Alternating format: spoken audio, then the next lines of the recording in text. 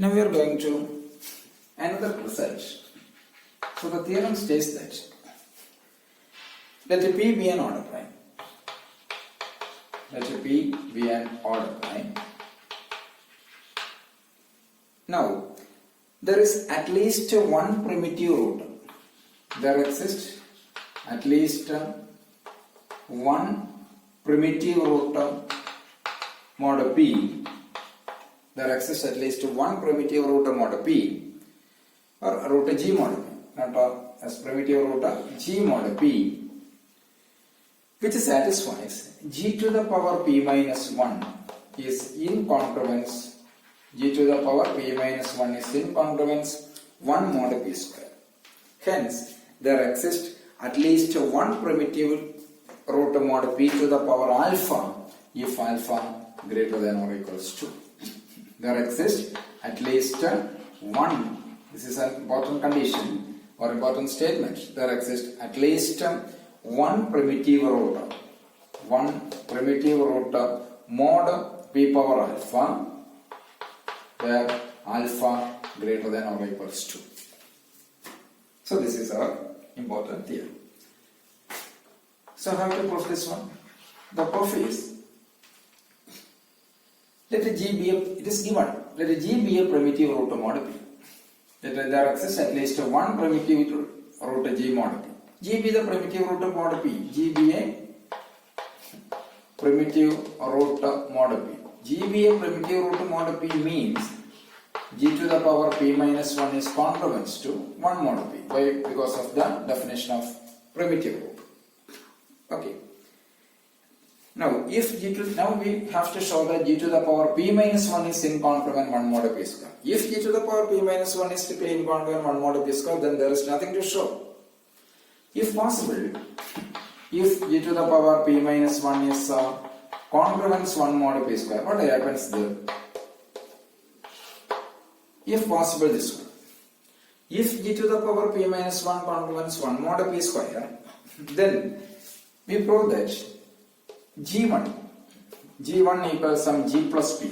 G plus P be a primitive root or G plus P, which is another primitive root modulo P, satisfies this G1 power P minus 1 is incongruence 1 mod P square.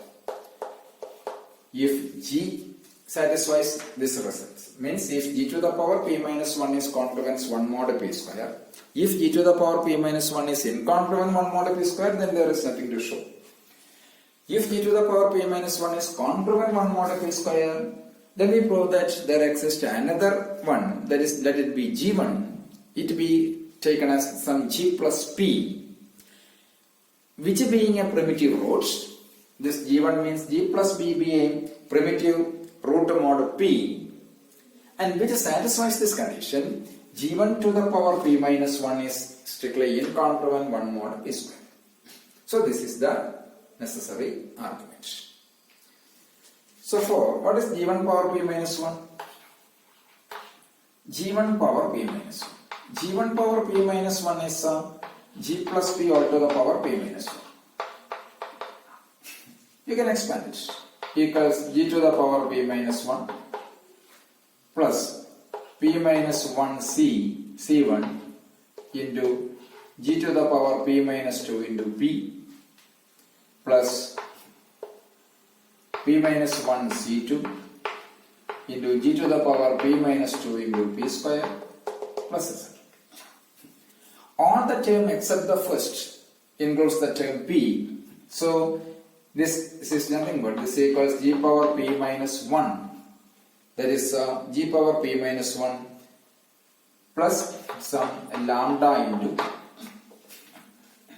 Why? Because all the term except the first consists of the term or including P itself. Means it's a multiple of P. So it is G1 power P minus 1 is nothing but G to the power P minus 1 plus lambda. So that means, this means G1 power P minus 1 is congruence to G to the power P minus 1 mod P. Okay. G to the power P minus G1 power P minus 1 congruence to G to the power P minus 1 mod P. Sure. But we know that G is a primitive root mod P, means G to the power P minus 1 is congruence 1 mod P. So from here we know that it is G1 power P minus 1 is congruence to 1 mod P. 1 mod means here we prove G is a primitive root mod P, then for any order prime P, G plus P is also primitive root mod P.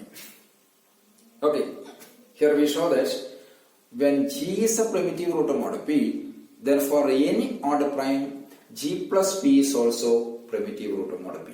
Why? Because this G plus P all to the power P minus 1 is congruence 1 mod P. Clear? Now we have to show that this G1 to the power P minus 1 is incongruent 1 mod P square. So from here we know that G to the power P minus 1, G1 to the power P minus 1 is congruence to 1 mod. Okay. Means G1 is also primitive root mod P. Now we again come to this expansion. Here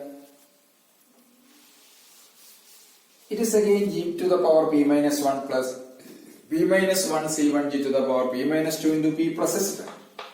So this is G to the power P minus 1 plus, what is P minus 1 C1? Simply it is P. P into P square. So it is P square minus P. If you P minus 1 is, P minus 1 C1 is P minus 1 into P. So it is P square minus P into G to the power P minus 2 plus. Now again P minus 1 C2 into G to the power P minus 2 into P square plus etc. So this is again rewrite as G to the power P minus 1 minus P into G to the power P minus 2 minus P into this one plus some lambda into P square. Why? Because all the term except the 2 consists of or including the term P square. Also here P square into G to the power P minus 2. Again it involves P square. So all the terms except G to the power P minus 1 and minus P into G to the power P minus 2 consists of or including the term P square. Hence it is a multiple of P square. So finally G1 power P1 P minus 1 is nothing but G to the power P minus 1 minus P into G to the power P minus 2 plus lambda P square. Okay. So that means G1 power P minus 1 equals G to the power P minus 1 minus P into G to the power P minus 2 plus lambda P square. That is plus lambda P square. In the previous case, it is G to the power P minus 1. Yes, also it is mod P square. G1 power P minus 1 congruence to G to the power P minus 1 minus P into G to the power P minus 2 mod P square. Agree? Okay. But we know that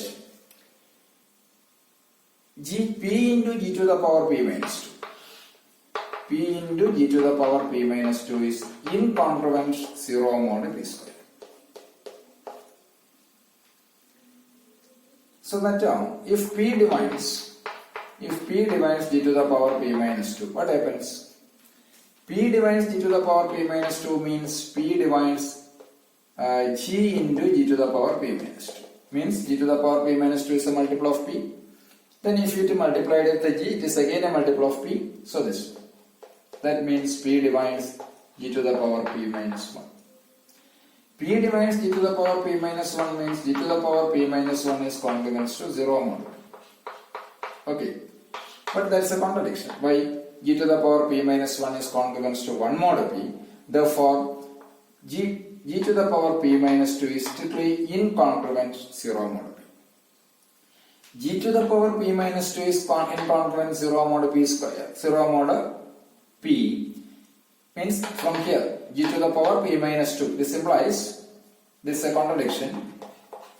Therefore, that implies what do you get? Yes, it implies G to the power P minus 2 is incongruent 0 mod P square. Okay. So this means p into g to the power p minus 2 is strictly,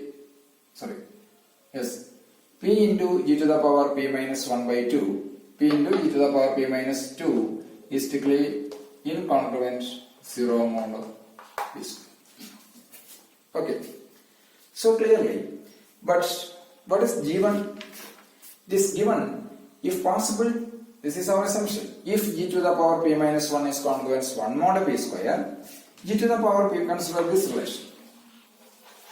From here, if g to the power p minus 1 is congruent 1 mod p square, surely this strictly incongruent 0 mod p square. That means g1 to the power p minus 1 is incongruent 1 mod p square. So this is the necessary argument. That is, if g be a primitive root mod p square, primitive root mod p, then there exists at least one primitive root mod p to the power alpha for alpha greater than or equals to. That is, this is the necessary argument. That is, there exists at least one primitive root mod g mod p, then g power p minus 1 is strictly incongruent 1 mod p square. If g to the power p minus 1 is congruent 1 mod p square, then you can construct another g1, which is nothing but g plus p. If g be a primitive root mod p, g plus p is also a primitive root mod p, but that g1 power p minus 1 is incongruent 1 mod p square here. So this is the necessary inclusions. Agree? So this is one of the important research. Enough.